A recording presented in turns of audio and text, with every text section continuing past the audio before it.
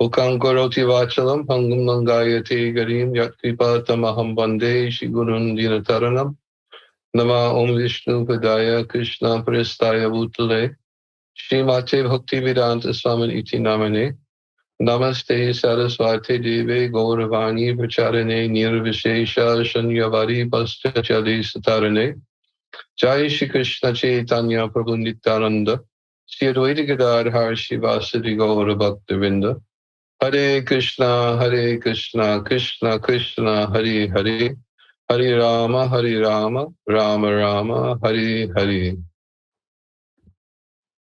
So I will say a few words of introduction before we start speaking. Maharaj, you will be the main speaker today. I thought it was dialogue. It will be a dialogue. Nevertheless, you will be the main speaker.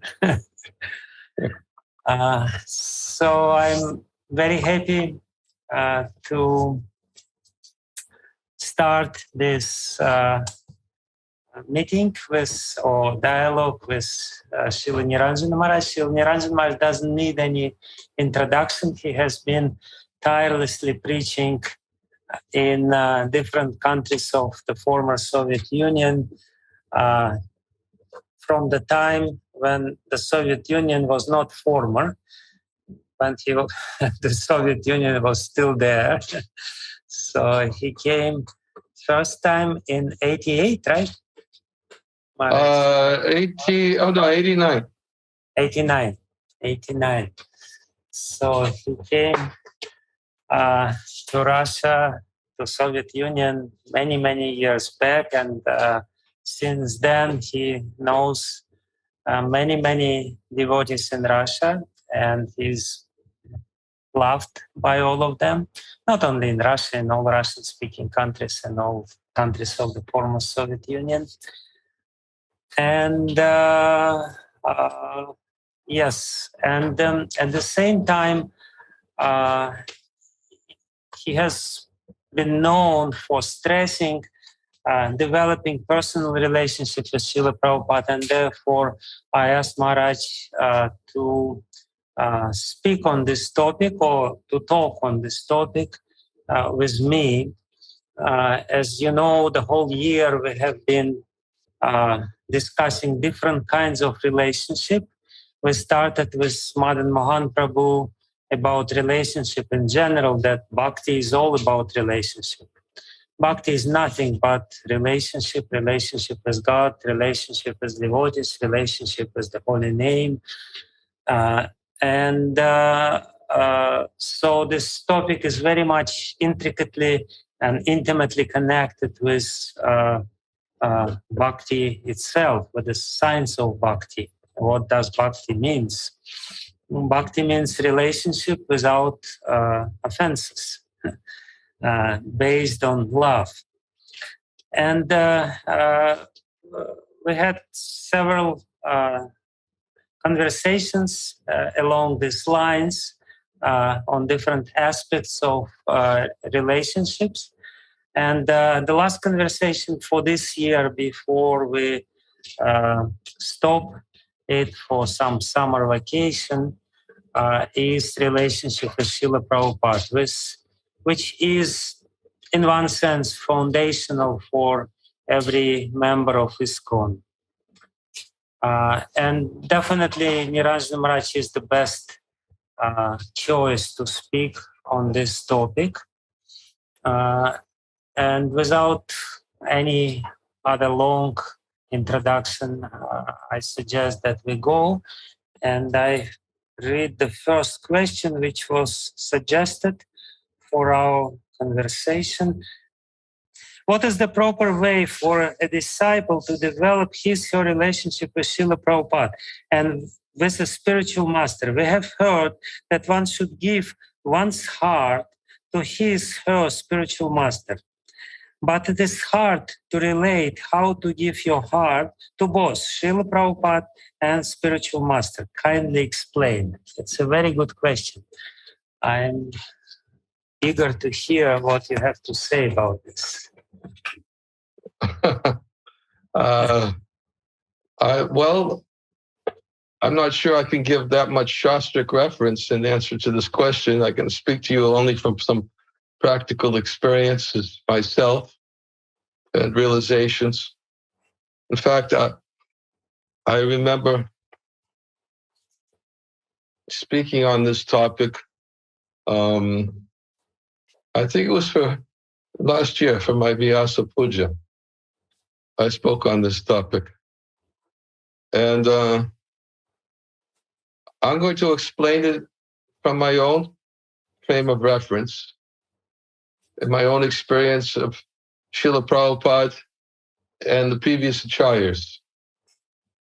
Srila Bhakti Siddhanta Saraswati Thakur, Srila Bhakti Vinod Thakur, Srila Vishwanath Chakravarti Thakur, because my experience with Srila Prabhupada is that the more I hear from him, the more my appreciation for them increases. And the more that I hear from them, the more I appreciate what Srila Prabhupada has given me in terms of their association in his teachings. It's sort of like a mutually, what's the word? Enhancing, yes. Relationship with each other. And I had an experience. I'm trying to remember exactly how he described it. Yes, okay, I remember now. I don't want to bring it just simply from memory. It should be something that should be living, that I'm always experiencing. But when I first started, when I came to Mayapur in 2020, I had the opportunity to listen to Srila Prabhupada's lectures more than I had ever had the opportunity before. Let's put it that way. I mean, I've listened to his lectures. I read all of his books. And, but now I found myself sitting down a minimum of 4 times a day, either in doing my daily exercises or in honoring Prasadam, and just nobody else, because I was alone. It was me and Srila Prabhupada. And as I was listening to his lectures every day, somehow they became a lot more relevant, more than they had ever become before. And the reason why I gradually realized their relevance even more is because I spent more time also over the course of the last 2 years than I had previously, studying the work of the previous acharyas, works of the previous acharyas, especially for those who attend my class, listening to Brihad Bhagavatamrita. I've been studying very intensely Brihad Bhagavatamrita for almost 2 years now. And along with my studies in Brihad Bhagavatamrita, also included studies in Laghu Bhagavatamrita, especially Srila Vishwanath Chakravarti Thakur, Sarata Darshini, Srila Jiva Goswami in the Sandabras, Laghu Vaishnava Toshini, Brihad Vaishnava Toshini. I found myself going there a lot more than I had gone previously. And I found that I wasn't really reading Srila Prabhupada's books so much as I had been previously.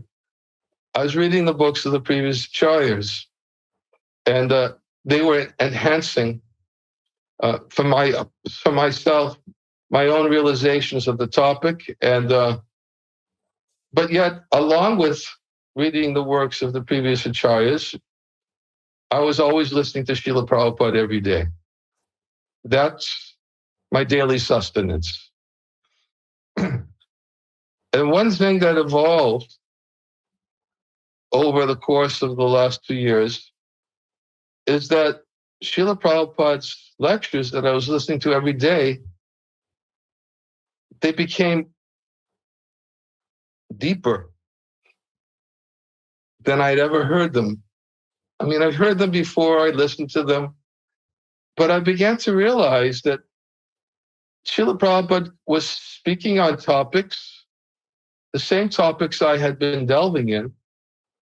They may not have been given as much detail as what I found in the works of the previous acharyas, but they were all just simply very valuable nuggets, gold nuggets, that were coming to life.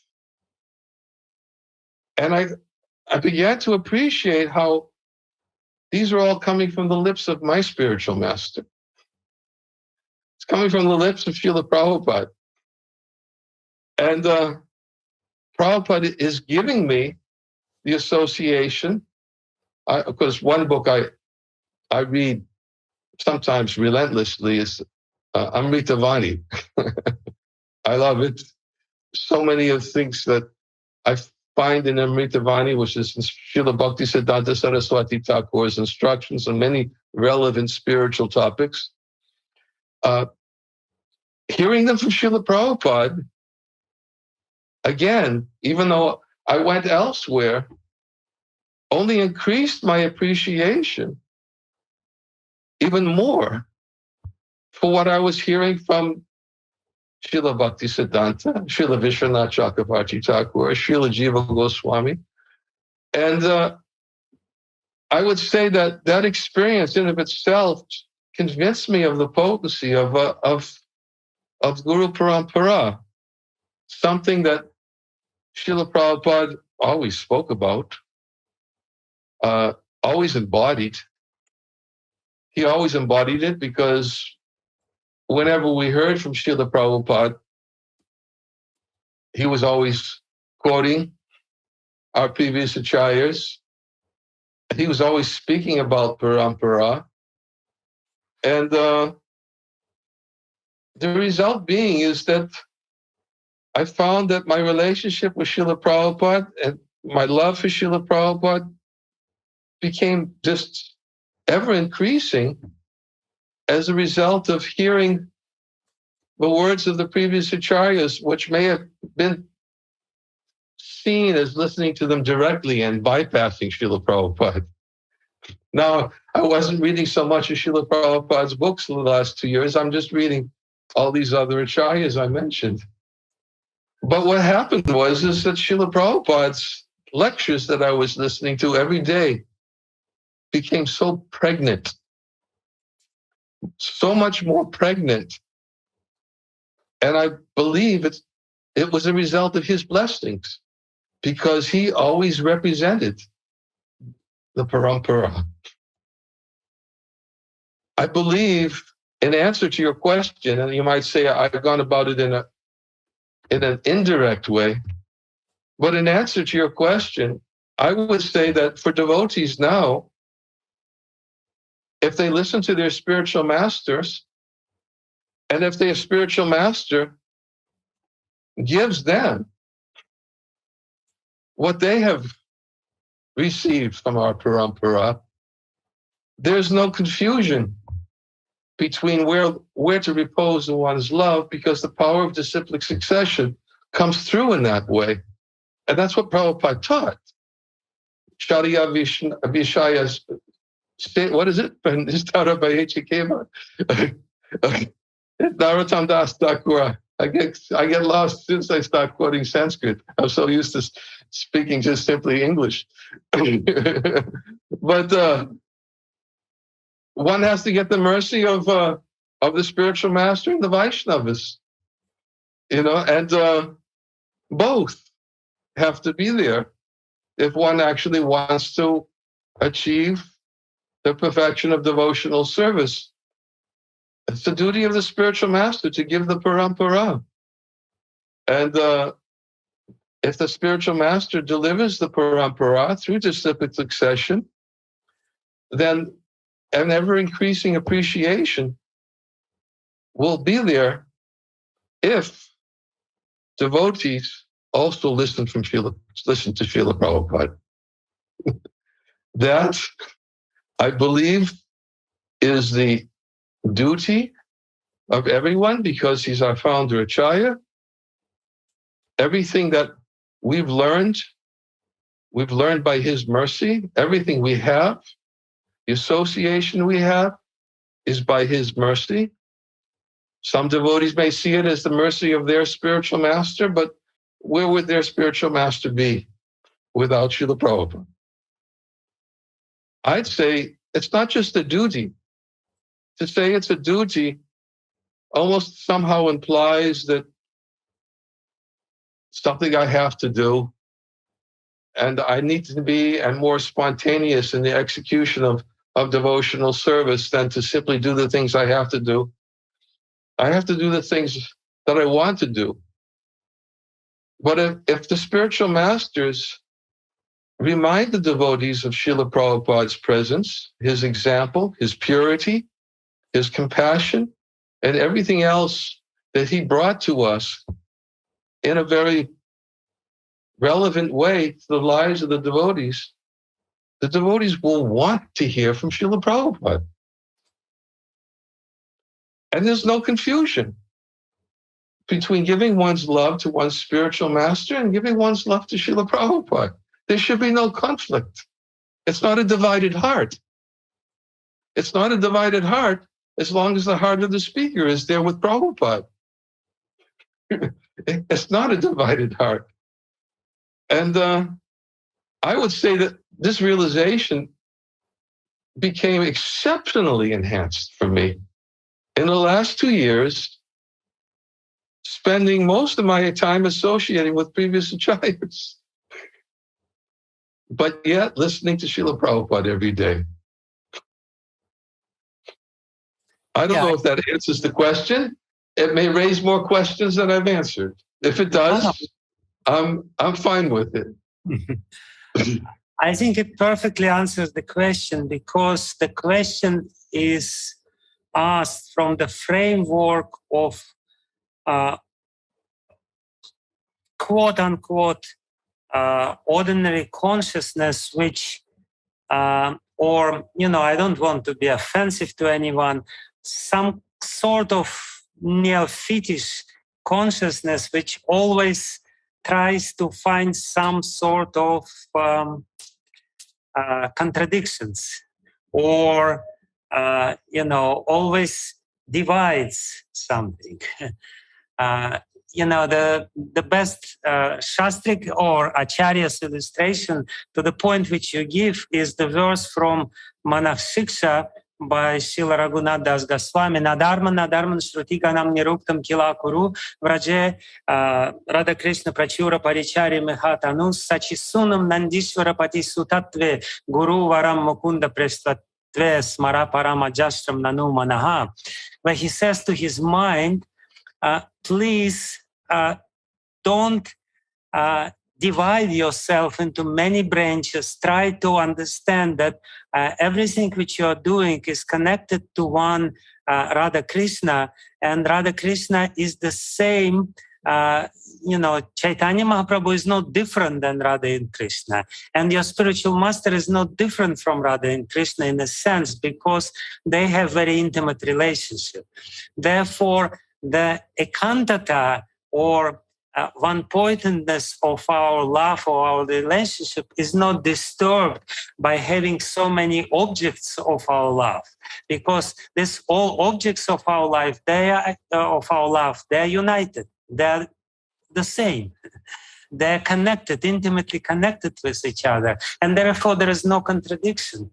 We still, the love is still one-pointed when we see the unity. When we divide in our consciousness, our spiritual master is something, and Srila Prabhupada is something, previous acharyas are something else, and Chaitanya Mahaprabhu is something else, and Radha Krishna is again something else. Then it's like this. But if I understand the unity, the tightness of their relationship and their love, then, by relating to one, we're relating to all of them. By loving one, we're loving all of them. And love to anyone in this unified chain means increasing love to everyone else. as you said, your appreciation of previous acharyas increased, and that increased your love and appreciation to Srila Prabhupada, because it's very clear that they are intimately connected. So it's a perfect answer to this question. And you gave the perfect philosophical explanation to it as well. Okay. So the next question is also very interesting. Maharaja, do you personally can tell that you please Srila Prabhupada with your service? How can you tell? Please share how you developed your relationship with Srila Prabhupada, how we can understand what is the will of Srila Prabhupada in our day-to-day life and actions, what he wants from us, what he expects from us.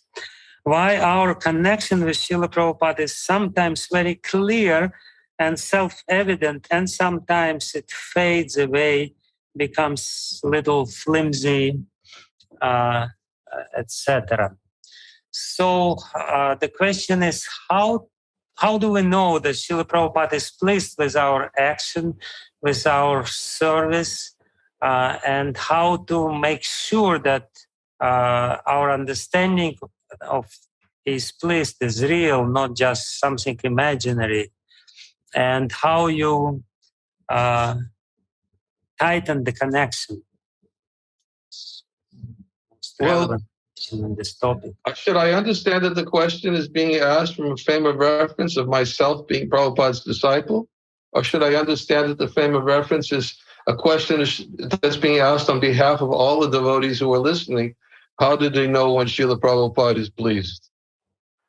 I think you should start with the first, and then you can broaden the perspective to everyone.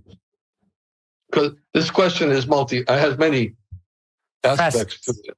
Facet, yeah. You can start with your personal experience, because there is, how do you personally can tell that you please Srila Prabhupada? So the first aspect is your personal experience. Well, from my own personal experience, I know that any realization I get, any spiritual happiness I get, any benefit that I get in terms of my Krishna consciousness could never manifest without Prabhupada's mercy and his blessings. I mean, that's a conviction I've had ever since I came to the Krishna consciousness movement and decided to surrender myself to Prabhupada's lotus feet, that I'm not responsible for anything of any value in my life. If I have anything of value in my life, it's because I've taken shelter of Srila Prabhupada. Realizations are valuable. Spiritual happinesses are valuable. Association with Vaishnavas is valuable. The opportunity to take darshan and render service to the deities is valuable. Anything of any value that gives me some spiritual happiness can only manifest because of Prabhupada. So if I get any of these things, any of these experiences of spiritual happiness, a realization, something that, just like the night before last, I was speaking to Shiva Maharaj, and we were talking about Braj, talking about a realization I had from reading one of the commentaries of Jiva Goswami, where he was explaining how Krishna is himself and gives himself completely so much that even if he's in a solitary place, alone, he's always behaving, he's always acting in his in his his form of, or in a way that is completely forgetful of his divinity. And I started to think about the examples of in Ananda Vrindavan Shampoo, how Krishna was stealing butter, and he was looking at his reflection, and he was alone.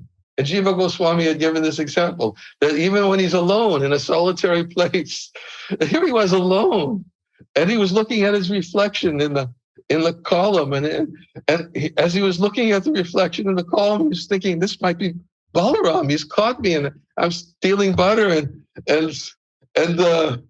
and therefore his immediate reaction was, "Oh brother, please don't tell mother. If you don't tell mother, I'll share some of this butter with you." And so many examples. And as I was speaking to Shiva Maharaj about this topic, and because it was so relevant to the points I was discussing that day, I was feeling some pleasure, undeserved pleasure. I always know that if I get spiritual pleasure, it's undeserved. And I always remain conscious of that. If it's undeserved pleasure, if it's undeserved happiness, it means there's only one person I can attribute in my life that I've gotten something, received something undeserved. Because if I look at my own qualification, I don't deserve any of it. Nothing. And therefore, put two and two together, and therefore I understand that I can only experience these realizations. I can only experience some happiness. I can only appreciate and relish the association of devotees because somehow Prabhupada's pleased with my efforts, my tiny little efforts, my tiny little steps to do something. Somehow Prabhupada is pleased. And that's how I in my life, I live on those drops. I live on those drops. They carry me, they sustain me. They're life-giving. And so that's first part of the question. I guess you asked, how do I know how Prabhupada is pleased? I wish I could say that I know Prabhupada's always pleased with me, which means that I would also have to reflect in saying that I'm always feeling spiritual happiness. But I don't. So I can understand that sometimes I may be doing something that's pleasing to Srila Prabhupada, and sometimes I'm not doing something that's pleasing to Srila Prabhupada. But if I know I'm doing something that's not pleasing to Srila Prabhupada, I have faith that Prabhupada will show me that I'm not doing something that's pleasing to him and will correct me from within. And because he's none different from he's Chaitya Guru. And he's within the heart. And when I'm not doing something that's pleasing to Srila Prabhupada, I'm quite sure that I'll get some mercy. And because it's always there, it's always available, and I may get a little correction so that I can do something to make him smile and become pleased again. So you're speaking in retrospect in one sense. At least one aspect of this question, how do we know at the moment when we are supposed to choose something, at the time of choice, which is sometimes very difficult, how do we know what Srila Prabhupada wants me to choose or to do at the moment of the difficult choice, and in general, the general direction of my life? Is it pleasing to Srila Prabhupada what I'm doing, or is it something which is my own concoction? Well, I often use that that purport that Srila Prabhupada speaks about in the third canto of the Bhagavatam, in the prayers of Brahma for creative potency, in an effort to answer that question or similar questions. When Prabhupada explains that fortunate is the person who's entrusted with the responsible work, and when in the execution of his responsible work, if he's always conscious that he's subordinate to the will of the Lord, then even though the external result may not appear to be the right result, but because he's conscious, he's subordinate, then it will become right because he's in the right consciousness. And if he's not conscious of his subordinate position, was it Krishna say also in the Bhagavad Gita, 18th chapter of the Bhagavad Gita, and all activities just depend upon me and work under my protection. Such devotional service, be fully conscious of me. If you're conscious of me, you'll cross over all the obstacles of conditioned life by my grace. But if you do not work through such consciousness and act through false ego, not hearing me, you'll be lost. In a similar vein, in the execution of our services, when we have to make decisions, we should try to make the decision which is in terms of subordinate to the instructions that we received from Krishna and his authorized representatives. In my case, I try to make decisions in terms of what I may have read in Srila Prabhupada's books, what I may have heard in one of Prabhupada's lectures. But I'm also very, very conscious that in following Srila Prabhupada, I'm very conscious that sometimes it's more important to follow the spirit of Prabhupada's instructions than a letter. Because I believe, and we talked about this once before, I believe, maybe it was when you asked me to speak to the Bhakti VIjnana Academy. I think I talked about this, the difference between the spirit and the letter. So I was giving the example, I seem to recall, that sometimes people take the letter of Prabhupada's instructions, and then when giving it to others, they have a tendency to ram it down others' throat. Whereas Prabhupada's spirit was not like that at all. Prabhupada's example was not like that at all. Of course, Prabhupada could sometimes be very strict, but he was also very liberal. And he always took into account what was best for the recipient to hear and to accept. And he was very, very conscious. In fact, I even remember bringing up that point in reference to something from Prabhupada Lilamrita, how Prabhupada was giving talks at one Indian man's home in Calcutta. The Indian man was he was a diplomat of sorts and a well-known, influential person. And he invited Prabhupada to come and speak, and he had gathered many, many people to hear from him. And one of the things that this man described as his greatest appreciation for Srila Prabhupada is that he understood everyone's mentality in the room. And he spoke because the person who invited them knew the mentality of everyone's in the room. And what he appreciated about Prabhupada is he understood the mentality of everyone in the room, and Prabhupada spoke to each one individually according to what they were able to understand and accept. And he did it all in one talk. I mean, that's Prabhupada. So in the same way that try to do what Prabhupada wants, try to remember Prabhupada's instructions, what he would want us to do in that particular situation, but then depend on him for the results. Be conscious that I'm subordinate to Prabhupada's instruction and Prabhupada's example.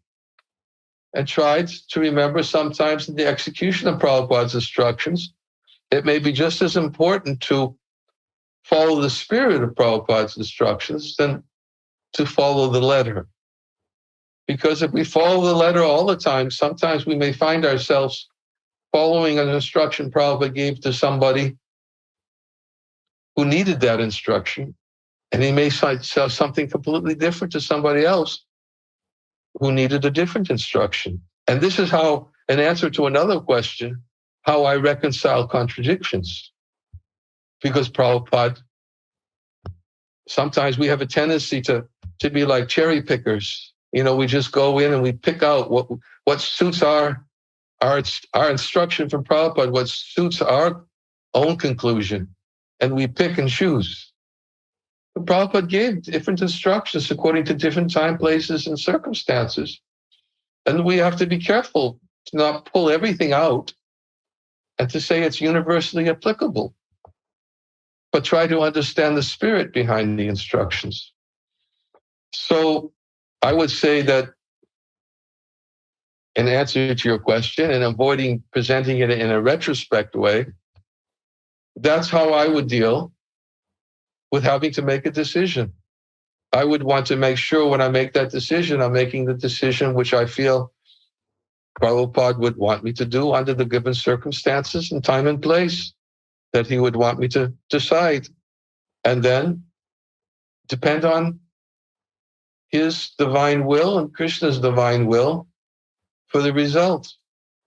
And if at some point I see that maybe I have to alter, maybe I have to change, Prabhupada changed. He altered many things that he said. That about one thing he said one time, and at a later date he said something quite different. Was Prabhupada a contradictory personality? No, he was an expert judge of time, place, and circumstance. He would want us to become like that also. Does that answer the question? Or is that? No, it does. It does. It does. But there is another aspect of this question, but if you allow me, I would like to elaborate something on what I would more than allow you. I welcome it, because I said this was going to be dialogue, and you're supposed to be speaking too, and I'm not supposed to be the limelight of the presentation. Yeah. So first of all, it's a beautiful answer to the first part of the question, that how do we know if Prabhupada pleased? Basically we should know it because we have something valuable in our life. If something comes to our life, realization or some unusual feeling or some experience, that should be the indication that somebody above us is pleased with us, because otherwise how do we get it? It's a perfect answer to the first part of the question. And if we view all the amazing gifts which we get practically on a daily basis, like today I'm in Delhi, and always when I come to Delhi, I'm always overwhelmed by the hospitality of local devotees. Gopal Krishna Maharaj trained them so well. Amazing. Totally amazing. Yeah. You feel his presence everywhere.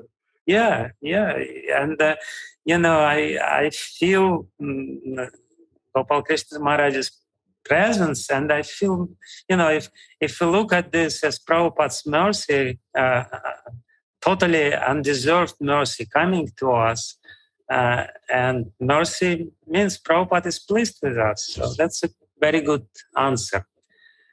But I wanted to a little bit elaborate on what you said, speaking on the other part of the question. I also appreciate very much what you said, is that how do we judge whether what we are doing is pleasing to Prabhupada or not, and the moment of when we are doing it. I think there was very important and valuable aspect of what you said, is that what is the motivation of why you're doing this? If the motivation is false ego, then for sure it's not pleasing, no matter how good you're doing. You may be doing amazing things, but if you're motivated by your false identity, false ego, desire for prestige, then there is no question of anyone would be satisfied. Besides, yourself, and even this satisfaction will be very illusory and temporary and flickering. So I wanted to confirm it. Basically, that's how I would answer this question. If you're doing not what you want, but what somebody else wants, and if you're sure that somebody else whose will you're fulfilling is doing something which is pleasing to Prabhupada, then only you can be sure that what you're doing is pleasing to Prabhupada. You yourself not a perfect judge, but if you're doing the will of somebody else who is dear to Prabhupada, who has done so much for him, and you're doing it, willingly and happily, then for sure Prabhupada will be pleased. I sometimes I say that the happiest period of my life,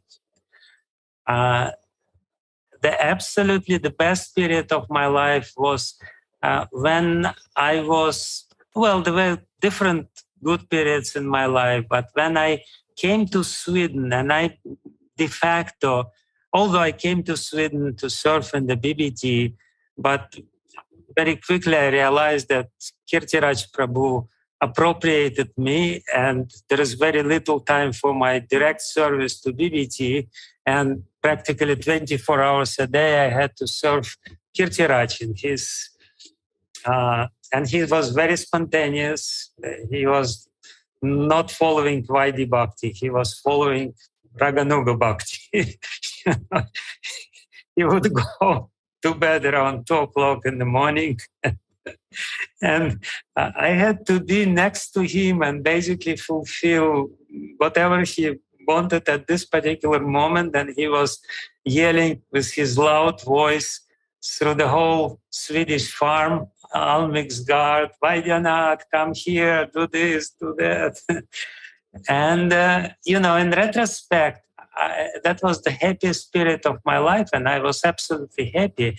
And the reason why I was happy, because I was doing not something which I wanted, but because I was doing something which he wanted.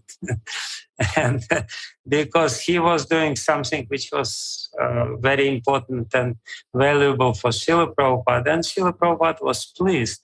So at least this is one very valuable and important criteria how to decide what to do. Just give up your own ideas and do what somebody who knows what he's doing or who is close to Srila Prabhupada asks you to do. And I'm sure many people can confirm my experience, like Madan Mohan, who is serving you. He probably can confirm this completely. And so that was also a very important answer, and I just wanted to elaborate on this part of your answer. Thank you. Can I also take that a little bit? Yes, sure. Further? Yes, sure. I very much agree. And your example was good. It was very good, because I can imagine at that particular time what it must have been like, because I know Kirtiraj's mood back then. And I can just imagine what you had to go through. But it's like a sweet austerity. It's like a sweet austerity to give up your own personal ambitions to satisfy somebody else. And what to speak of, to satisfy somebody else whose desires you trust are well connected to doing something which is pleasing to Prabhupada. And I know that for myself, I've oftentimes said this to devotees, to my disciples, that for me, that's how I make decisions. I mean, especially what I feel are very important decisions. I go I just reveal them to the devotees I trust, who are motivated to please Prabhupada, who, in my heart, are representatives of Srila Prabhupada, and who, by serving them, gives me such a satisfaction as if I'm serving Srila Prabhupada. and as I've many times even stated, that sometimes because they have a tendency to try to treat me as a friend, I have to try to find secretive ways to do something that's pleasing to them, because they'll never allow me to serve them otherwise. But it's the doorway, it's the threshold, yeah, to pleasing Prabhupada. I believe every devotee should have that. And if they don't, they're the losers. They're the losers. They lose. If they don't have a doorway, that brings them to serving Prabhupada. So your example was very good, and I just wanted to add that to it as well. Okay, so I'll connect the last part of the second question with the third question, because they are quite connected in any case. So the second part of the second question was why our connection with Srila Prabhupada is sometimes very clear and self-evident, and sometimes it fades away. And the third question, how not to lose the prominence of Srila Prabhupada and pass these values on to the next generation of devotees.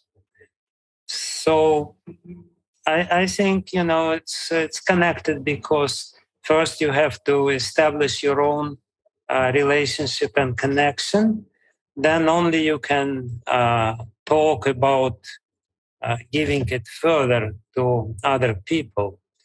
So please share with us what you think, what is the reason why sometimes we feel some strong connection and sometimes we feel that the connection is not there, it's just a figment of imagination or something like this.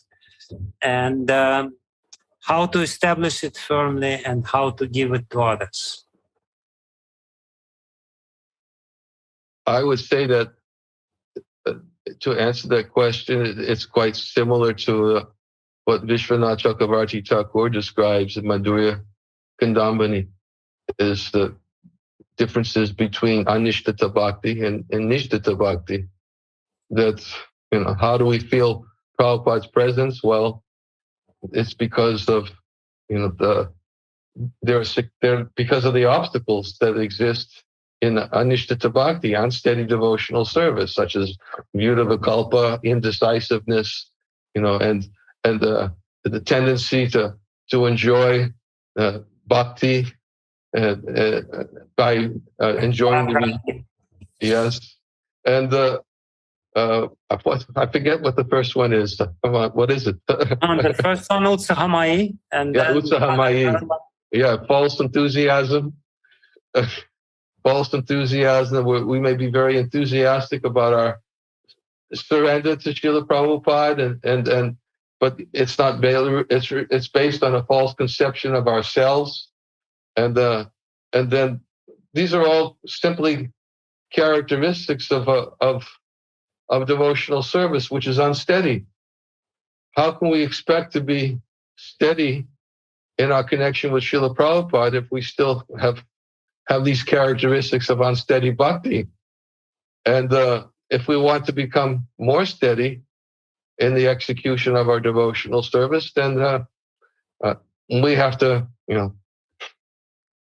as Vishwanath Chakravarti Thakur describes, the transitional stage between Anishtata Bhakti and Nishtata Bhakti is Nasta Prayesha Abhadeshu Nityam Bhagavata Sevaya.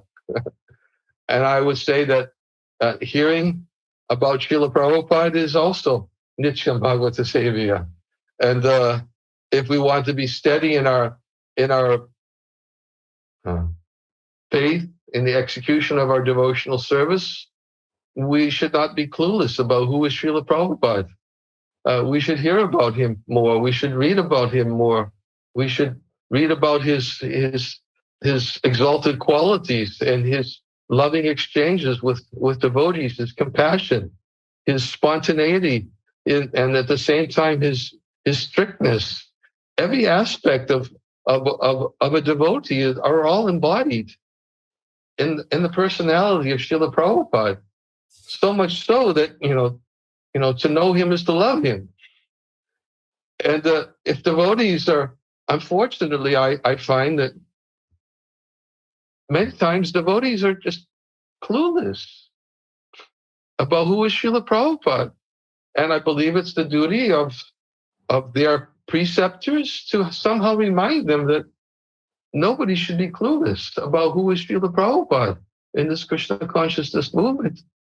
And the more we hear about him and keep him alive, then we can become a little bit more situated in the platform. As I said, the transitional stage is Nasta Prayesha Abhadeshu Nitya Bhagavata Sevya. Then we can come to the platform of more remembrance of Srila Prabhupada. That, along with an appreciation of hearing from those who remind us about Srila Prabhupada. And as we said before, we should be very careful to not divide our love in the ways that you so nicely and philosophically described.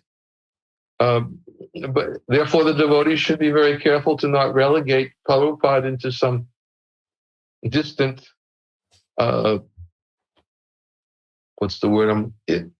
irrelevant position because I have my guru. He's relevant to everyone. And I believe that's how we can keep Prabhupada alive now in the Krishna consciousness movement. And if that same spirit is there, it can continue into future generations. It can't be artificial. You know me when it comes to artificially imposing, rules and regulations on people. I'm a firm advocate of inspiration. That it's inspiration comes from hearing, and inspiration comes both by hearing and by exemplifying what one is hearing and what one is teaching. If both are there, inspiration will come. It's infectious. If we talk more about Srila Prabhupada in this way, and if we act in remembrance of his personality, and it's infectious. People want to keep Prabhupada alive, rather than just telling everybody, you must read. It can only go so far with, you must read Prabhupada Lilamrita. It only takes people sometimes just only so far. They can't get beyond, I know I must read, but I've got so many other things to do, so many other books I want to read. My Guru Maharaj is speaking on this wonderful topic, and I have only so much time that okay, you must read Prabhupada Lilamrita. It can only go so far. So it needs to be inspired.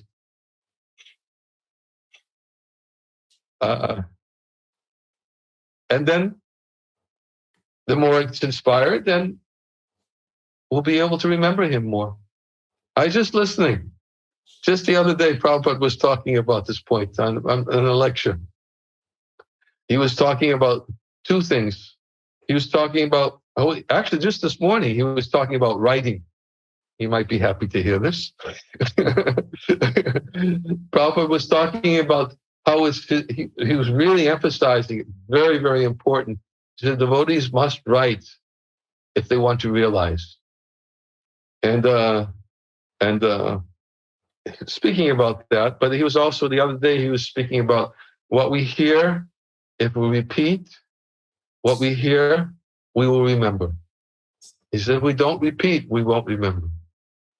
And therefore, he was speaking about how a devotee is very kind and compassionate to others by repeating what he has heard, so that others can derive the same benefit and advantage, and you will remember. He was specifically speaking about persons who want to remember. So same thing with Prabhupada.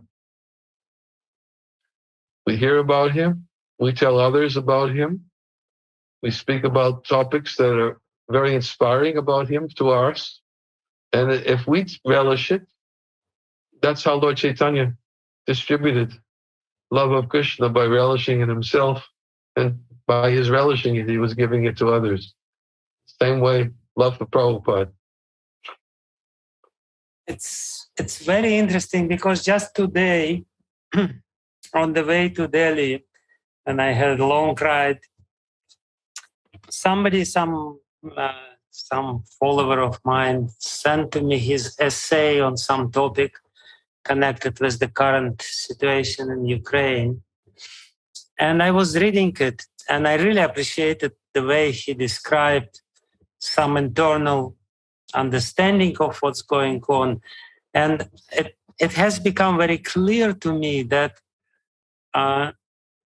if he would not write this, he would probably forget all these realizations which are coming to him. But because he crystallized them in putting it in writing, choosing the special words, and that it really helped him to imbibe this experience and, make it very much alive.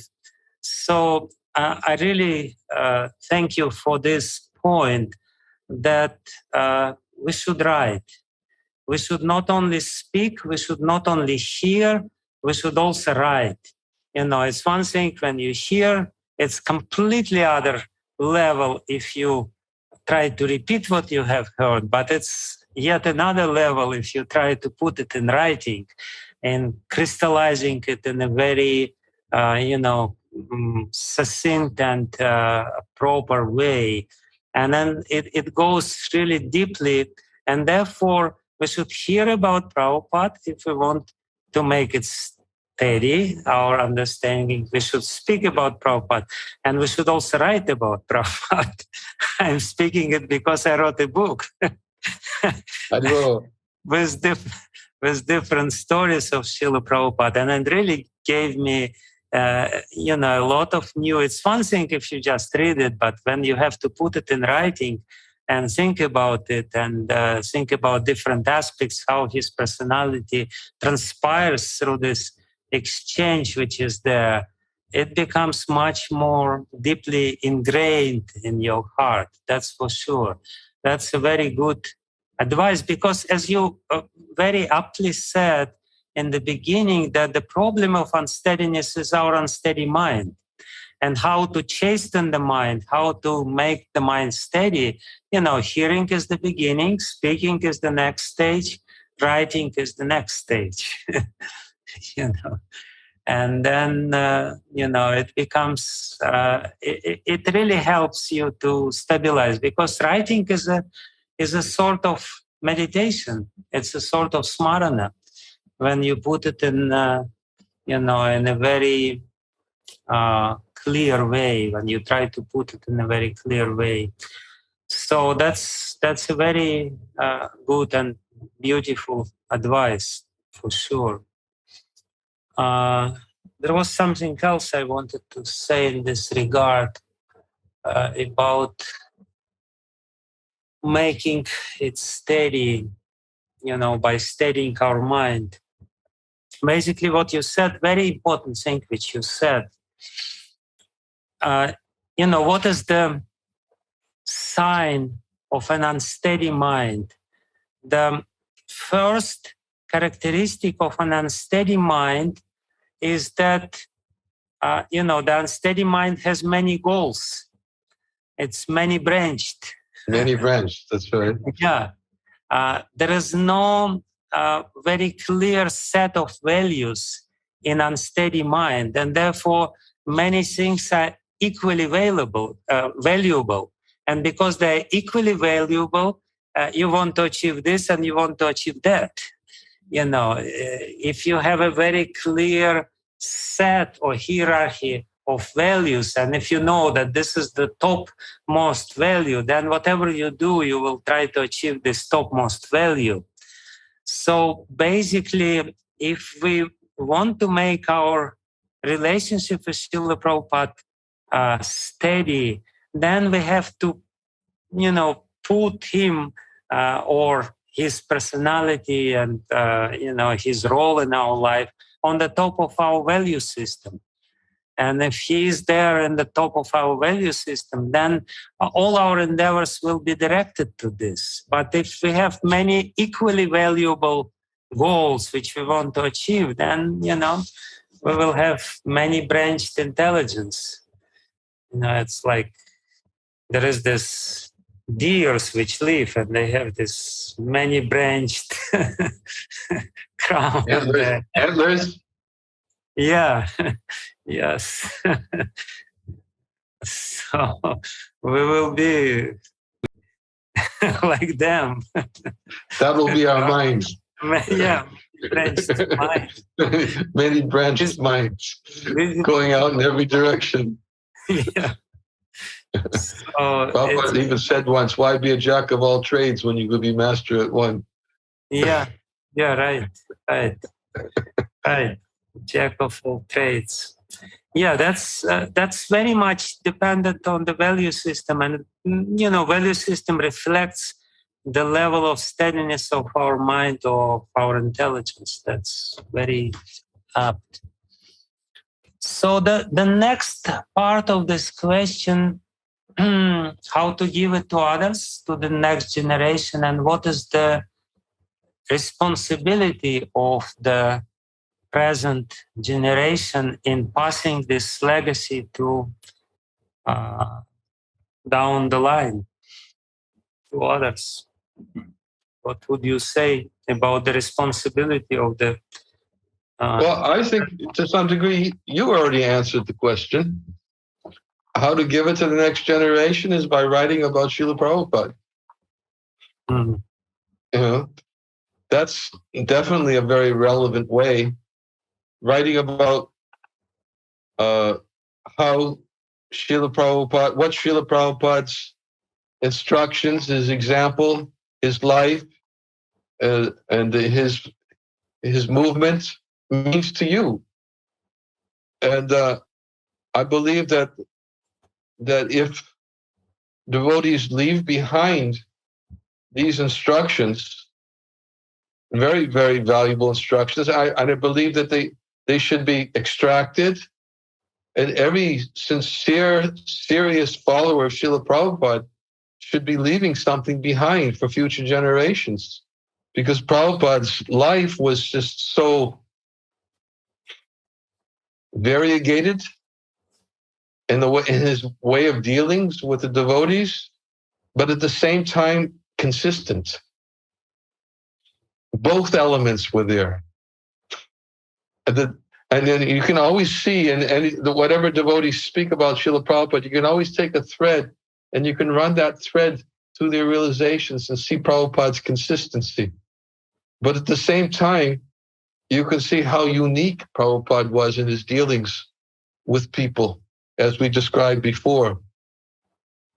And the more we leave behind for future generations, and the more people become serious about cultivating pure bhakti, which is the only reason why Prabhupada came, and it's the only thing he came to give us, then it will naturally follow that Prabhupada will be remembered and revered and kept alive within our society, as long as we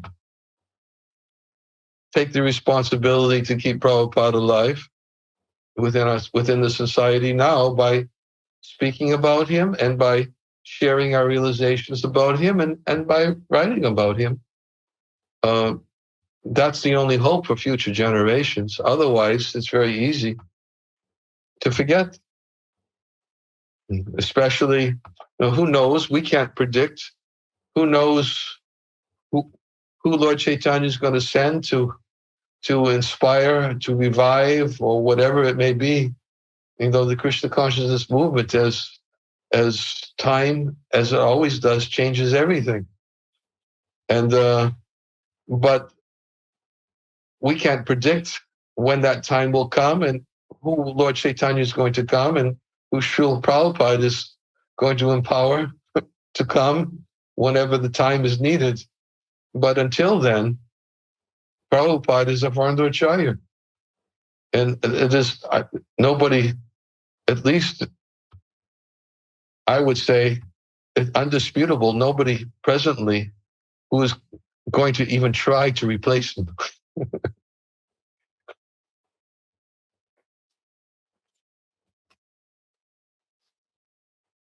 Yeah, what you said about writing again, or emphasized about writing, nowadays people, they write so much garbage in all this social media. Don't get me started.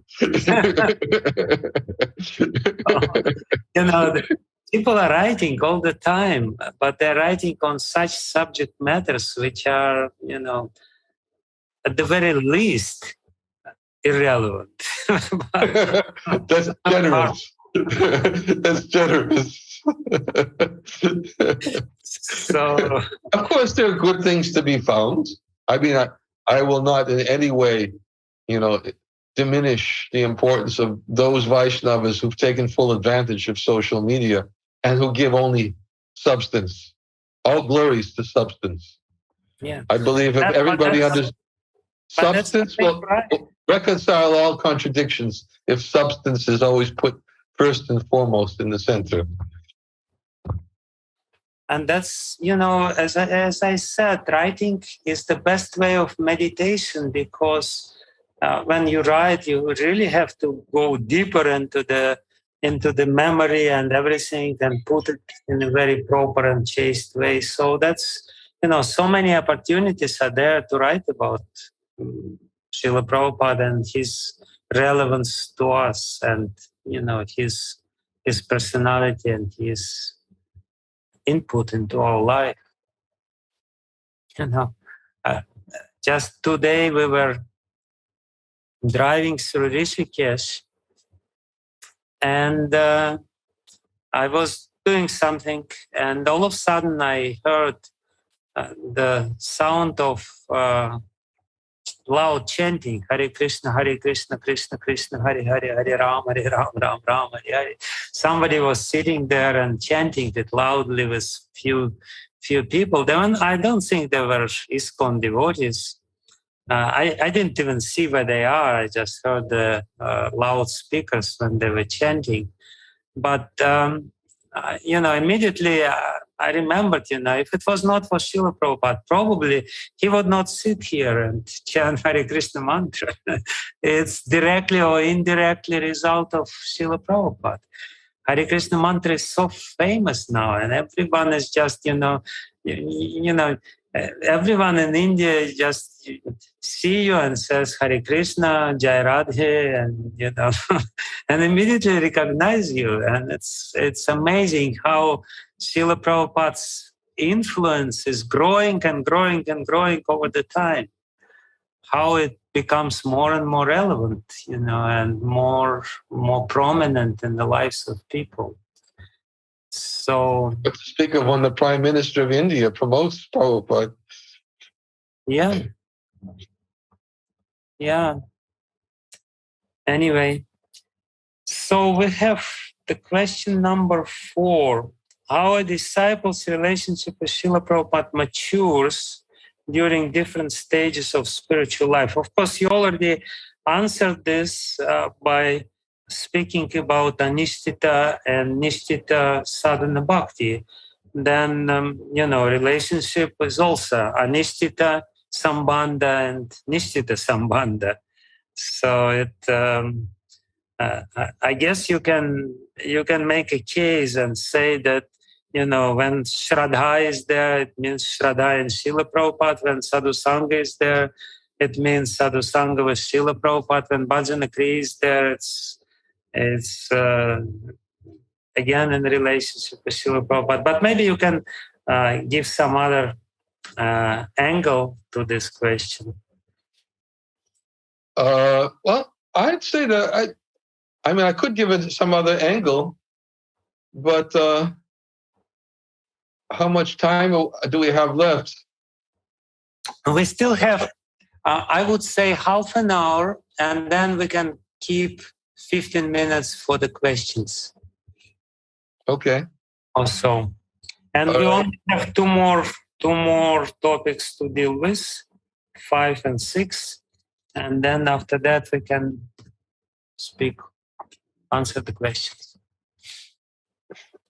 Again, I guess this is I have a similar question about the question, because I would say the maturation of a relationship with Srila Prabhupada also depends upon the degree of absorption in Prabhupada's instructions, and I'm not an advocate that everyone will have the same degree of absorption in Prabhupada, and those who do not have the same degree of absorption in Srila Prabhupada are considered to be less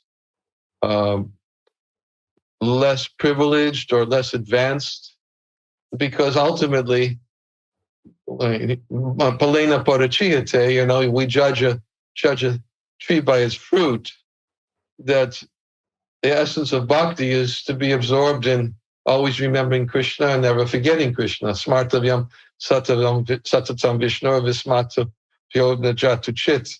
So absorption, if somebody's actually absorbed in Krishna consciousness, who's always speaking about Krishna, reminding others about Krishna, yai deki tarikaha Krishna upadesh, then how can we say that they're in a lesser position than somebody who's always absorbed in speaking about Prabhupada?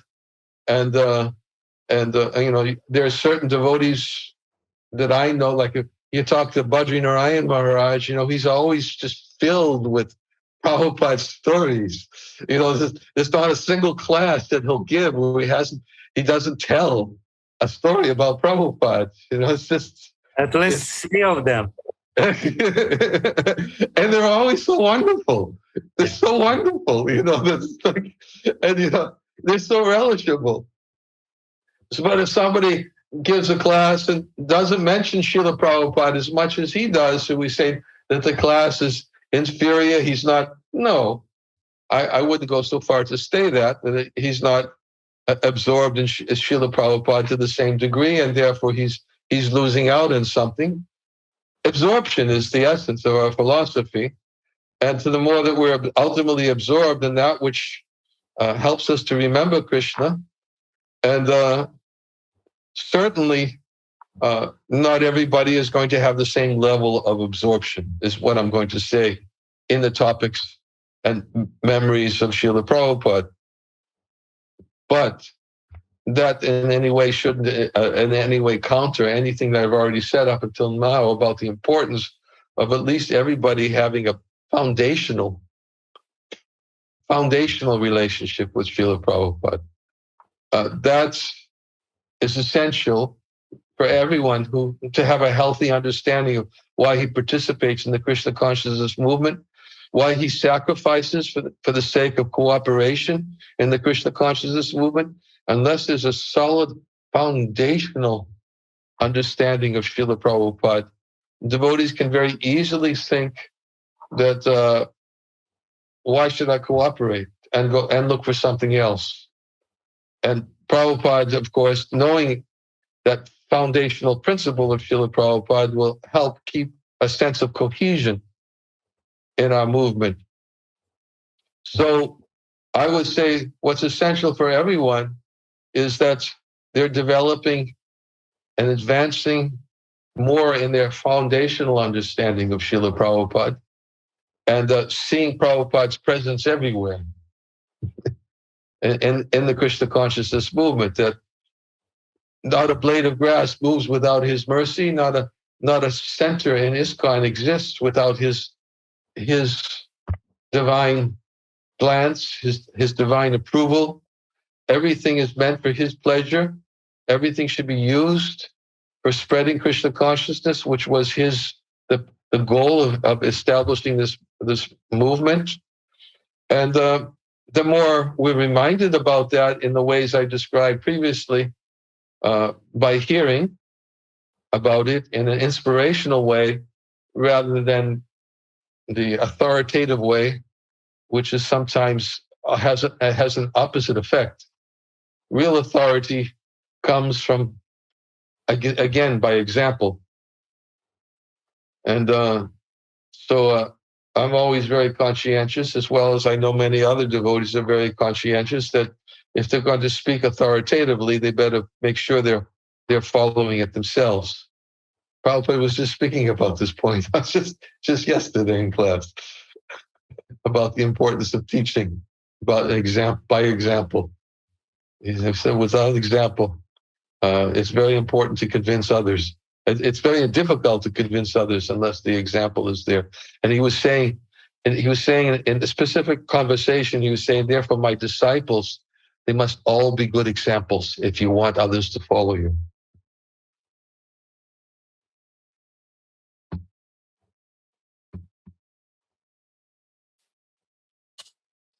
I have another question, which may be a little controversial. It's not listed in this list of questions, but I think it's a relevant topic which we should discuss now, because it's connected with your point about authoritarian way by which we sometimes deal with people, deal with their problems, and by which we sometimes try to impose Srila Prabhupada in their lives.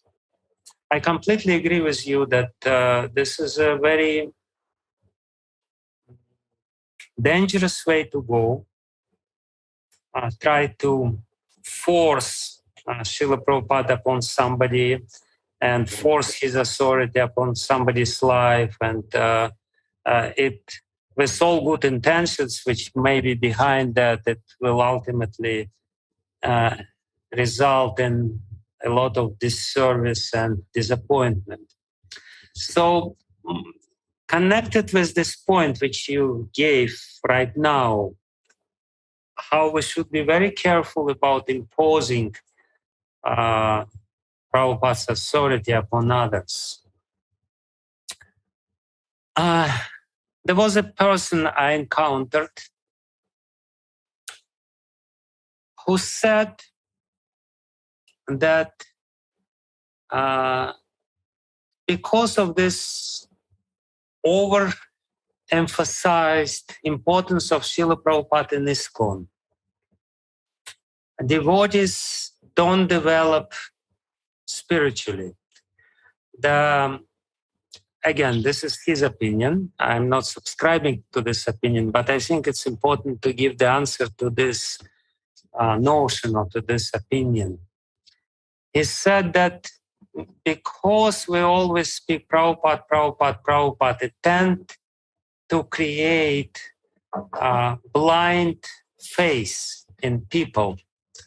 And they become kind of blind followers of Srila Prabhupada, and they don't think for themselves.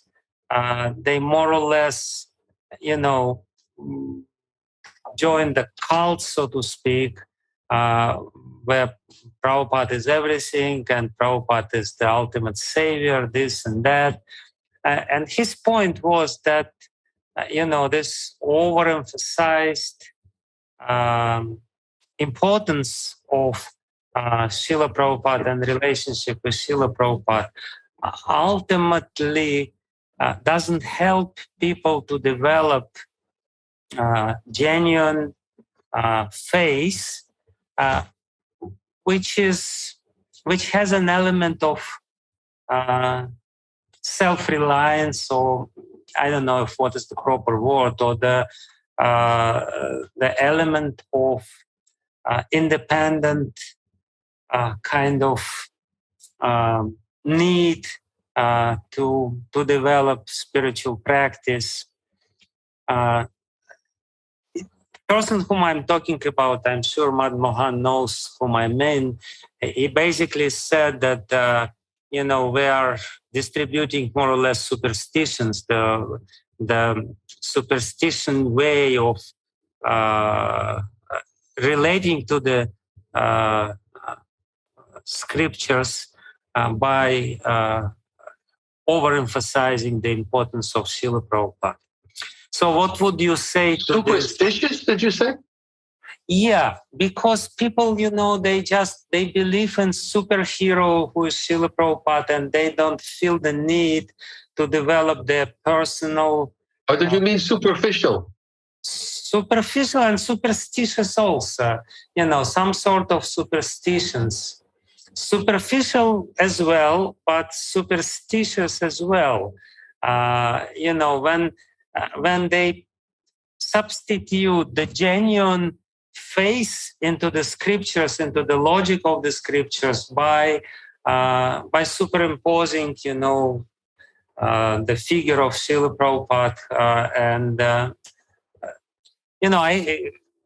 I don't want to elaborate much, but basically he said that more or less that overemphasis of Srila Prabhupada overshadows the scriptures and the need to develop a personal relationship with the scriptures, personal understanding of the scriptures, something like this. So that's the opinion which is sometimes in one way or another way being declared, and I thought it's important to speak about it, because I also think it's very much connected with the previous point which you made, when the understanding of Srila Prabhupada, again, based on, it's kind of force. Instead of accepting the spirit of the instruction, accepting the letter of the instruction. Yeah, and instead of being spontaneous in our relationship with Srila Prabhupada, we feel the need, because there is so much social pressure and emphasis in the society to do this and things like this. So that's how it is connected in my mind with your previous point. But I think to some degree I already addressed it, but I'll expand on it, that I would say that a very important, relevant point is the motive behind the instruction that's given. And that any instruction that's given has to be, if it's really going to be for the welfare of others, it has to be free from envy. And because it's described in the Bhagavatam, only when one is free from envy can he actually think of the welfare of others. And Prahlad Maharaj, 5th canto of the Bhagavatam, Svastyastu, that verse. Svastyastu Vishwasala Prasidatam Kala Prasidatam, yeah. And I agree that to force Srila Prabhupada's instruction as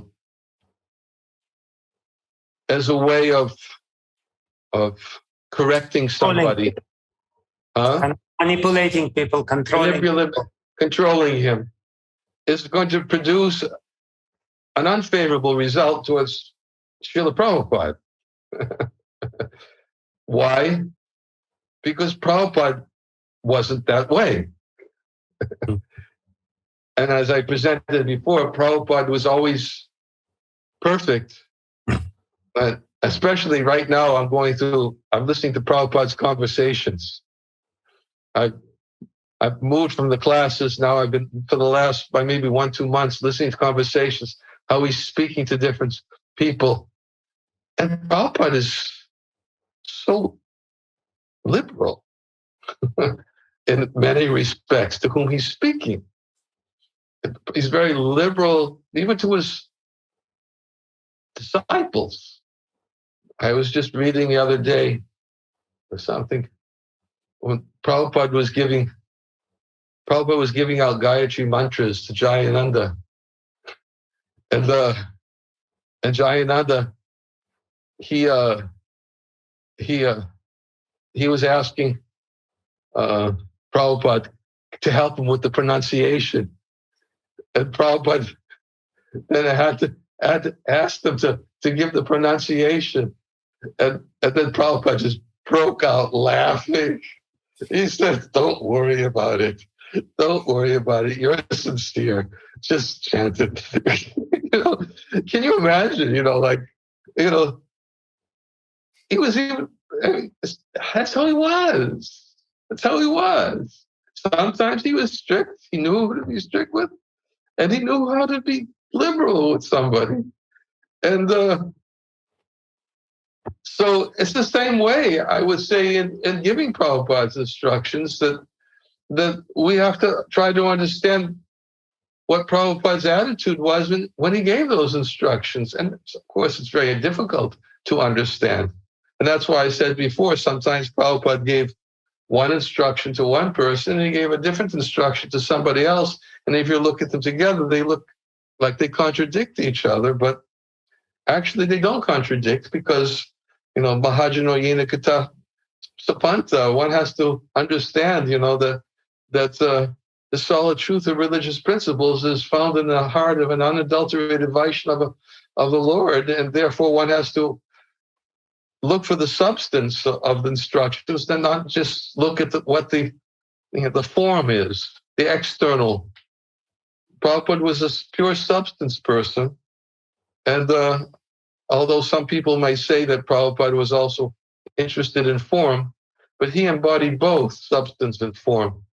And to somebody who looks upon the way that Prabhupada has become so prominent in our society, and it eclipses almost so much of what could be spontaneously inspired and learned and progressively advancing in Krishna consciousness, because we've always have to reconcile it, and try to present it in a way that's consistent with the way Prabhupada presented it. I would say a lot of it has to do with what is the reason behind it and the motive behind it. And if the motive is pure, somebody won't be so disturbed. If the motive is something there, manipulative,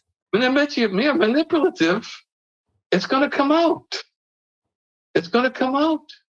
And one person can say one thing that Prabhupada said, and it will be so inspirational, and some person can say the exact same thing, and the person will feel so manipulated. The same words. It really depends on the motivation behind the person who's presenting it. And that's why Prabhupada, I believe, he has always emphasized substance. That he wanted us to become free from manipulative motivations. He wanted us to become freed from envy. He wanted us to develop all Vaishnava qualities. And he taught us by his example how to be perfect Vaishnavas. By his example, just as much and just as important than from his instructions.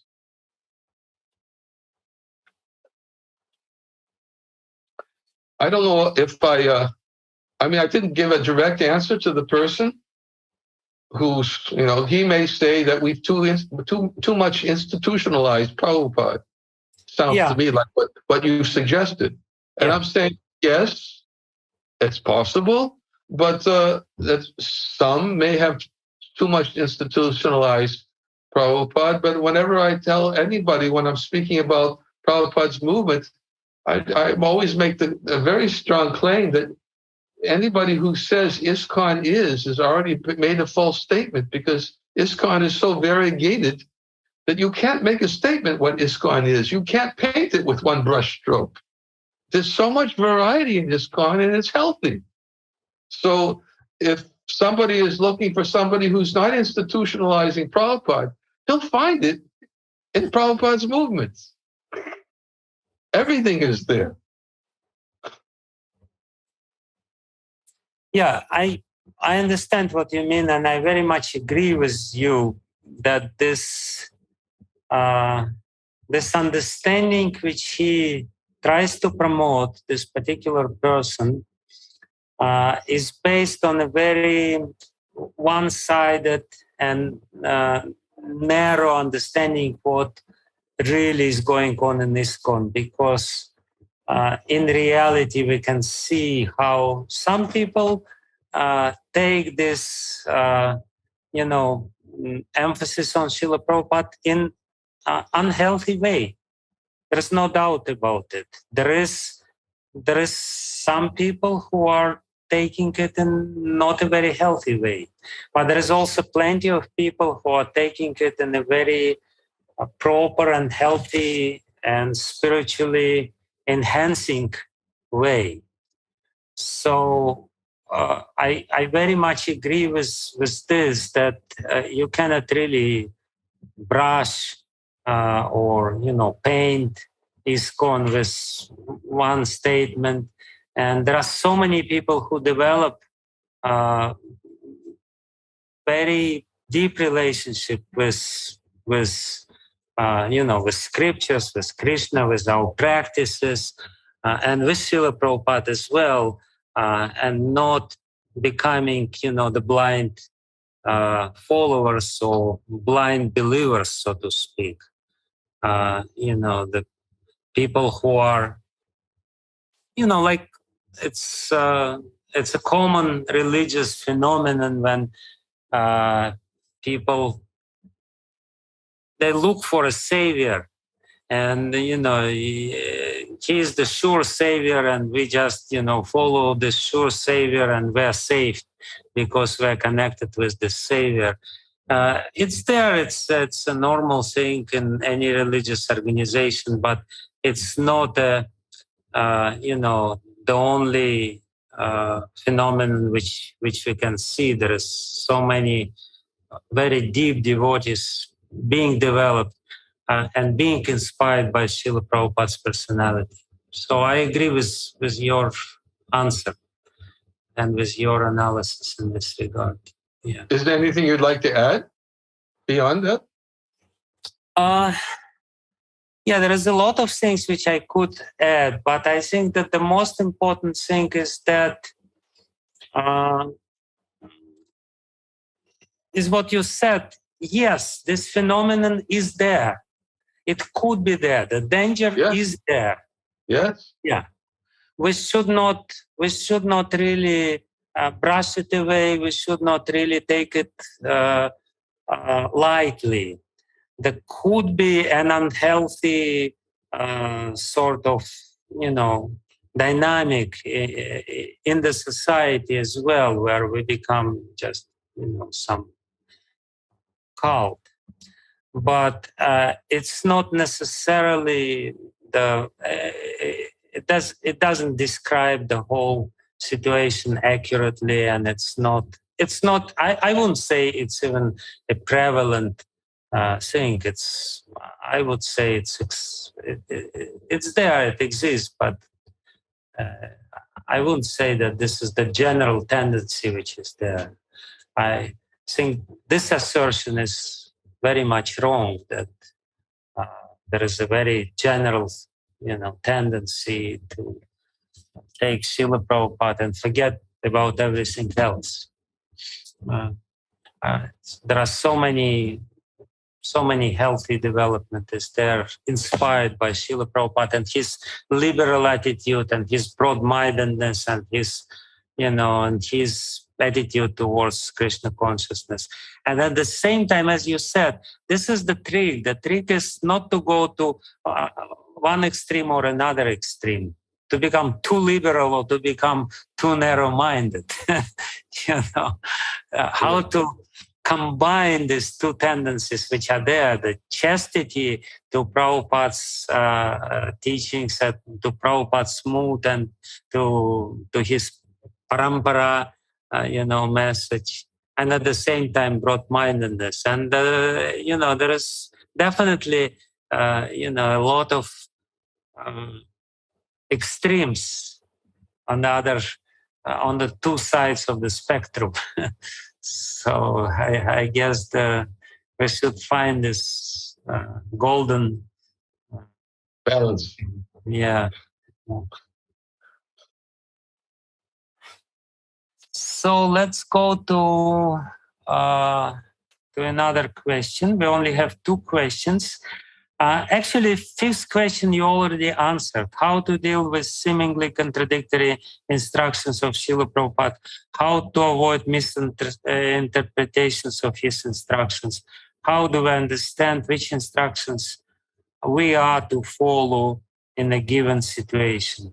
Maybe you can add something to what you already said, but you already mentioned a couple of times that the seeming contradiction is a result of different circumstances, different personalities to whom Srila Prabhupada speaks, and we should understand the principle behind it that you already said. Yeah, as far as how do we understand which instructions we're to follow in a given situation, we've also somewhat addressed that about the importance of taking shelter, and in other Vaishnavas who we have confidence and trust that they've given their lives to Srila Prabhupada. Why couldn't they help me gain a better understanding of an important decision that I have to make in my life? And therefore,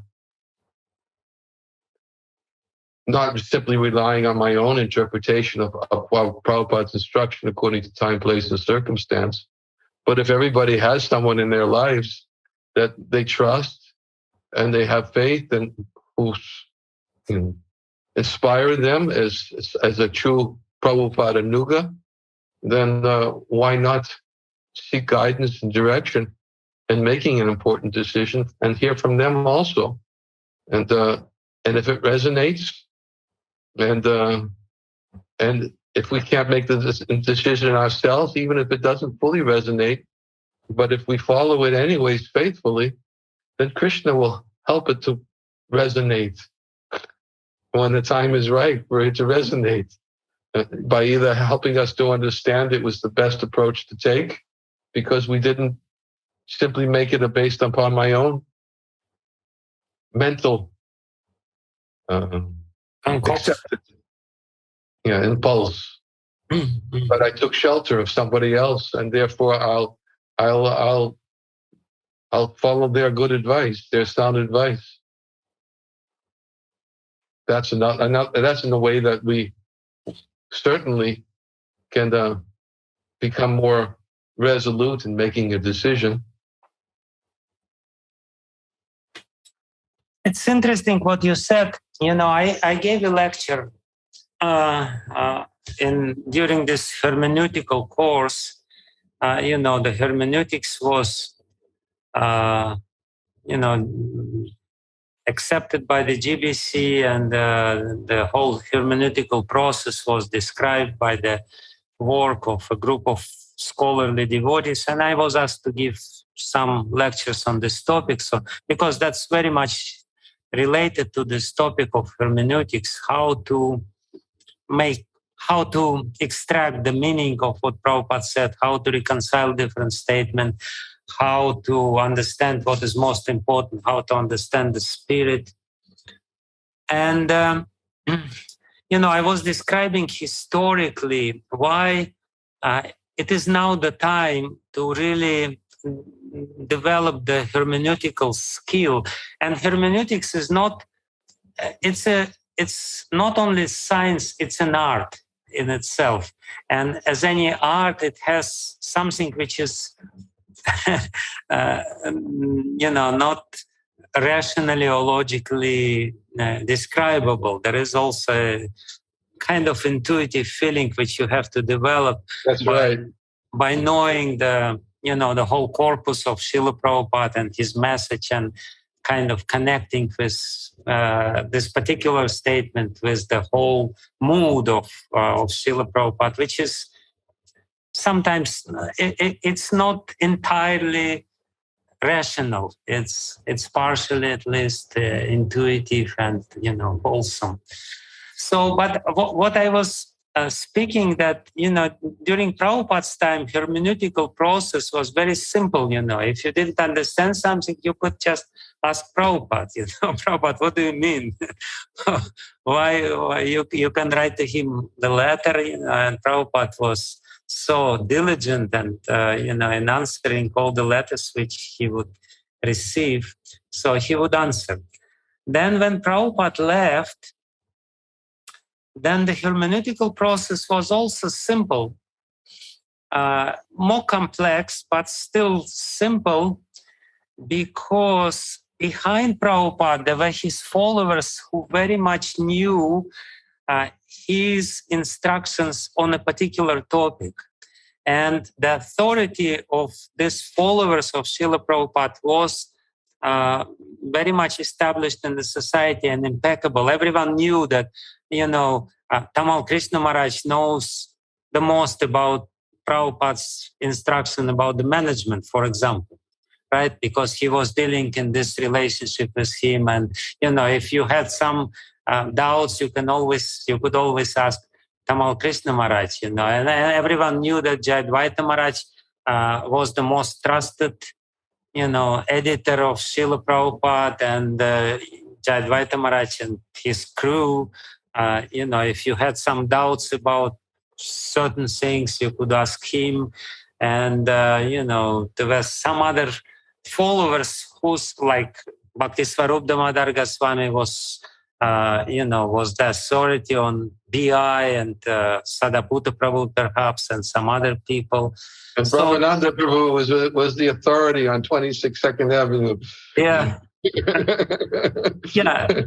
And of course, Satsvarup Maharaj was an authority on Prabhupada's life and Prabhupada's biography and details of this. And, there were so many prominent disciples who were trusted by the society of the devotees because they knew that they had intimate relationship with Srila Prabhupada, and Srila Prabhupada personally trained them in certain areas.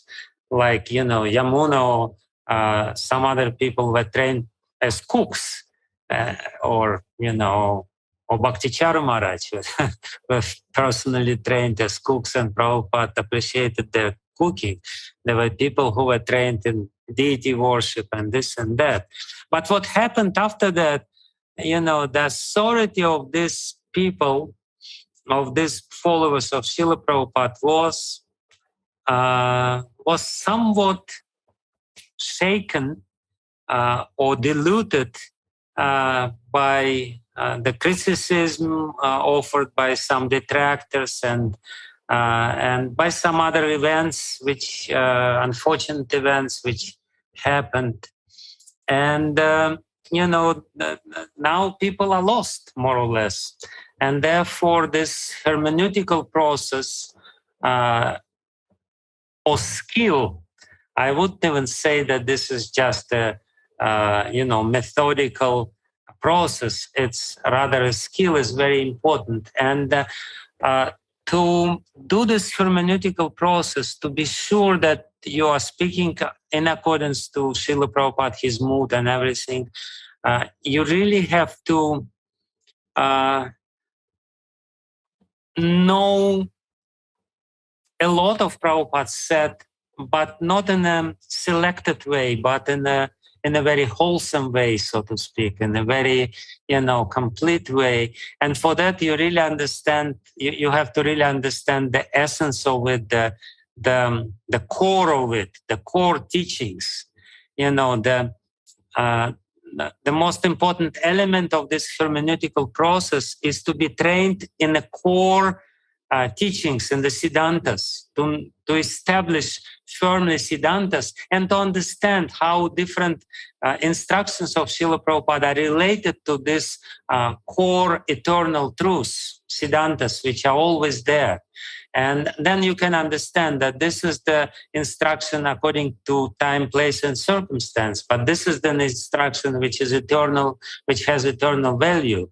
And then you can judge the relative weight, so to speak, of this instruction and that instruction, because this is what is needed to understand. This instruction is more important than that instruction because this is a more particular case and this is more general instruction.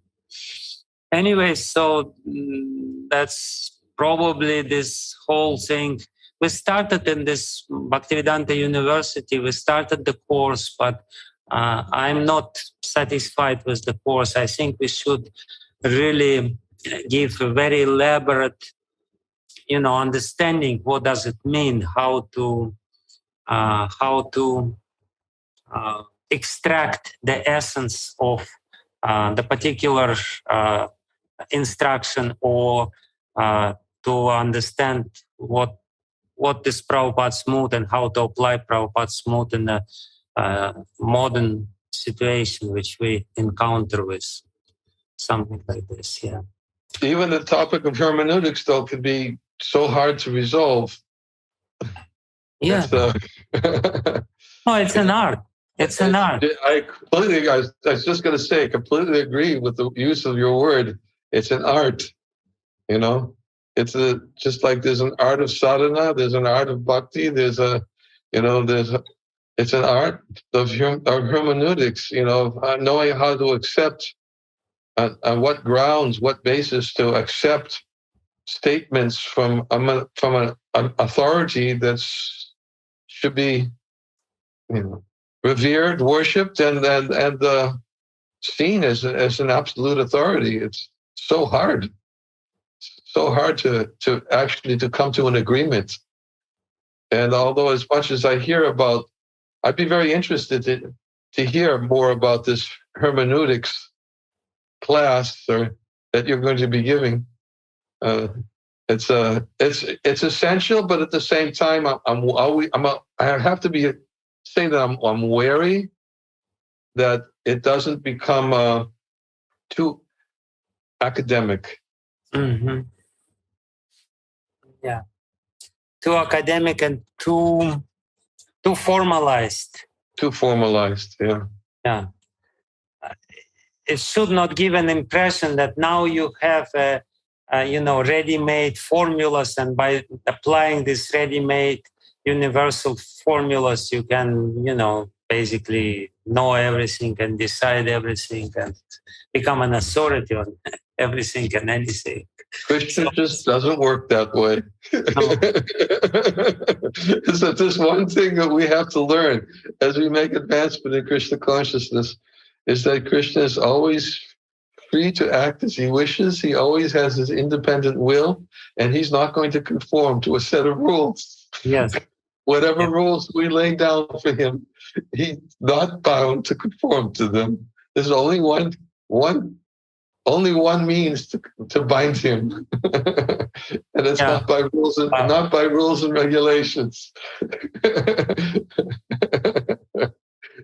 I guess it's a good way to conclude our dialogue on this topic, because what you just said about Krishna is also applicable in relationship to Srila Prabhupada. Srila Prabhupada is very much alive, and you cannot really kill him by putting him into some,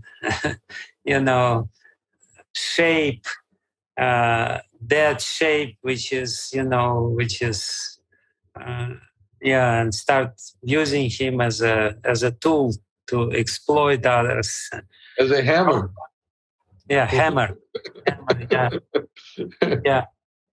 Yeah, Prabhupada is very much alive, and we should keep him alive by, praying to him, by speaking about him, by hearing about him, and by developing relationship with him, and by appreciating how he is alive, how he's spontaneous, and how he's liberal and at the same time so strict. And how he's alive in the hearts of those who love him. Yeah. Maybe you can say a few words about the last question, how Prabhupada was developing relationship with his disciple, what Srila Prabhupada liked in their behavior, mood, and actions, whom among his disciples did he consider to be close and dear, whether any simple devotees, quote unquote, simple devotees, who did not perform outstanding service, but whom Srila Prabhupada loved very much. Uh-huh. Well, the last question, an obvious person is Jayananda Prabhu. Prabhupada loved Jayananda, and he was not, he was not a big intellectual leader.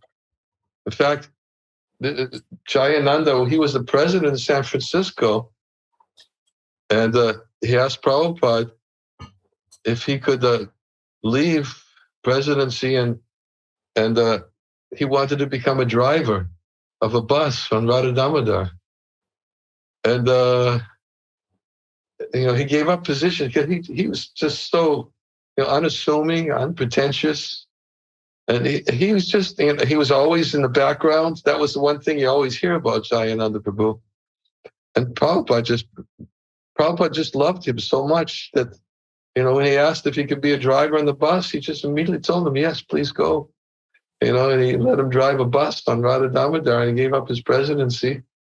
And Prabhupada always talked about Jayananda in terms of how he gave his donation of $5,000 for the printing of his first book, and things that Prabhupada said about Jayananda when he heard he departed. Prabhupada cried, he was just he wasn't like a big. But he wasn't a big splash, no position. But Prabhupada so much appreciated him. So he cried. And after Jayananda departed, but he wanted to hear everything about what Jayananda Prabhu was doing, the circumstances of his departure. And then he wrote that beautiful letter about Jayananda. I say he was a good example of somebody who was not, but he was immortalized. He was so simple without a big position, but he was immortalized by Prabhupada because he loved his simplicity. And Prabhupada said that his departure day should be included in Vaishnava calendar. And not only that, but there shouldn't be a Rath Yatra card in the movement without his picture on it. Every Rath Yatra card, I'm always conscious of that. Every Rath Yatra we ever had, every year, always had Jayananda Prabhu's picture on it. Always. He immortalized him, Prabhupada. Well, that's an example of somebody who was simple, but Prabhupada loved. I was told that Jayananda Prabhu was an exceptional case in the sense that while he was giving lectures, sometimes he would fall asleep himself while giving the lectures. Usually nobody does it. But he was always working so hard, he deserved it.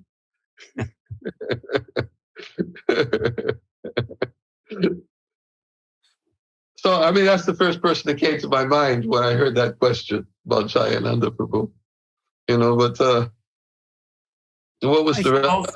He also loved much Yamuna, who was not also, he was... Oh, yeah. And he also loved Bhakti Damodar Swami. Yeah.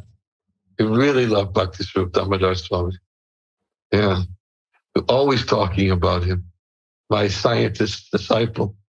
And he would always speak to him in a very, very friendly way. And, and he would always, There's certain, of course, Bhakti Damodar, well, he was a brahmachari. He was a brahmachari. He wasn't a big leader. He was Prabhupada's scientist, It wasn't like that he was a big managerial leader. Of course, he was responsible for the Bhakti Vedanta Institute, but I'm sure we could come up with a whole long list of devotees that Prabhupada loved who were simple, but these are the first ones that come to my mind. And Jamuna also, of course, definitely. He also loved very much Shyama Sundar Prabhu. Shyama Sundar was a big leader, but still he was loved not because he was a big leader, but because he was loved by Prabhupada. Yeah. Also. Independently, irrespectively of, I just read this description in his book, how other devotees decided that Shyama Sundar should not be Srila Prabhupada's secretary. And they presented it to Srila Prabhupada and kind of forced Srila Prabhupada to reject him as a secretary. And how Srila Prabhupada was it was very difficult for him, and how he was almost crying, actually.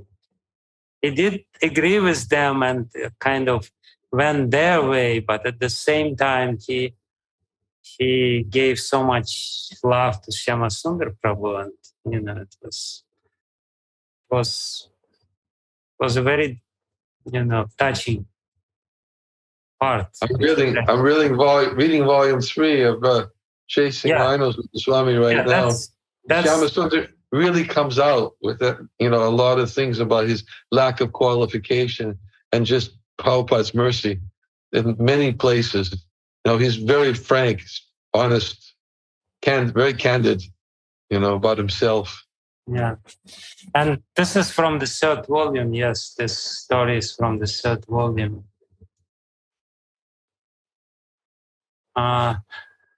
We are already over time, but let me ask you the last question. We will not from Bhava Bhavini. Can a person or a devotee blindly follow the process which was given by Srila Prabhupada because he or she is not very intelligent, not very intelligent? In other words, can anyone be broad-minded? There is an inborn, that there is some tendency for being sectarian. It can be the manifestation of undeveloped intelligence. In other words, what she is asking,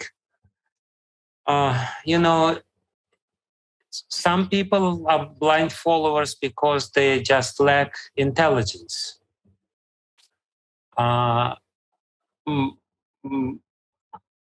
Can anyone develop the broad-mindedness and understand the essence? Because there may be some lack of material qualification to develop this particular quality of intelligence. So that's basically the essence of what she's asking. Would you be inclined, because I really don't fully understand the question, and because you read it in Russian, would you be inclined to answer the question? I can. Basically what she says that some people by nature are fanatical, sectarian, narrow-minded, and when they join Srila Prabhupada's movement, they become fanatical, sectarian followers of Srila Prabhupada.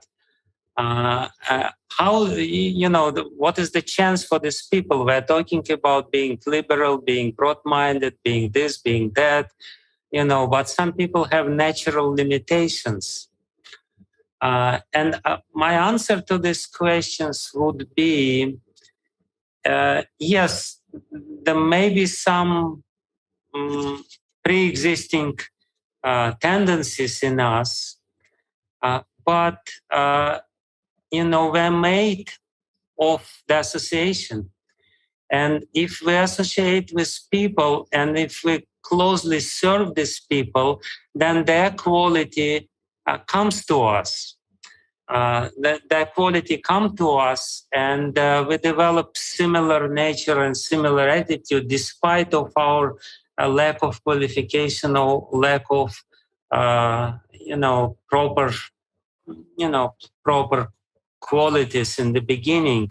So the question is proper association. If we are in a proper association, then even though the tendency for fanaticism or narrow-mindedness is there, it will not manifest, it will not fructify, because the association is a very strong force, and it influences us more even than inborn tendencies which are there. even though these tendencies are strong as well, but the association is stronger, especially if we keep the proper mood in the association. If we're not trying to impose our nature, deficient nature upon others, but rather serve others and see how others are doing, we can develop similar nature despite initial lack of qualification. So that would be my answer to this question. Uh-huh. I would say the only thing that I would say in addition to that, which you've already said essentially, is that Lord Chaitanya has said is, I will personally deliver anyone who chants Hare Krishna and doesn't offend Vaishnavas. Yeah. The crux is not to offend Vaishnavas. And for that, you need good association. For that, you need the association with people who are not offensive and not defensive. Because offenses usually come from defensiveness, from some insecurities. Anyway, Niranjana, thank you very much for your association, for giving 2 hours, even more, of your valuable time. And I hope that this conversation will help many people to strengthen their relationship with Srila Prabhupada, which will strengthen our movement and will make our movement better. Thank you, Maharaj. Thank you for inviting me. And thank you for considering that I'm somebody who's qualified to speak on this topic. It's very magnanimous of you. No. Again, thank you. Thank you so much. I was enriched by this conversation with you, and there is something to think about. Maybe I should write another book about Srila Prabhupada. Actually, I was planning to give second volume of the book, but what you should do is you should make sure there's an English version. Yeah, there is a work going on now on English version. I have to check what's going on. That's essential. That's essential. Okay. So we're going to end here then. Thank you, Maharaj. Yeah. Thank you for inviting me, and stay in touch.